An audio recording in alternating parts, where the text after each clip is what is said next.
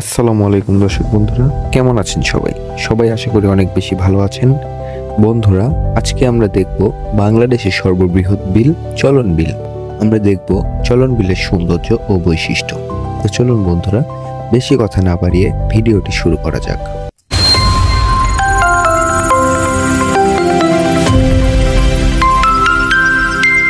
চলন বিল বাংলাদেশের উত্তর পশ্চিম অঞ্চলে অবস্থিত। এ বিল বাংলাদেশের সবথেকে বড় বিল। অনেকগুলো ছোট ছোট বিল মিলে এ বিল গঠিত। বর্ষাকালে এই বিলগুলো পানিতে ভরে গেলে সমতল এক বিশাল জলাশয়ের সৃষ্টি হয়।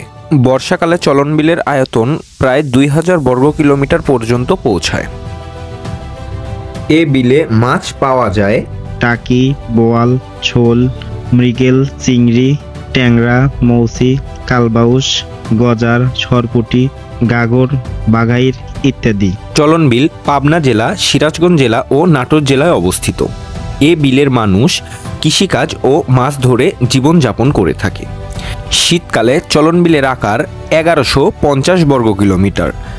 আগে এর আকার আরও বড় ছিল, ধীরে ধীরে এ আকার কমে যাচ্ছে। চলন বিলের আরেকটি বৈশিষ্ট্য হলো তার জীব বৈচিত্র্য।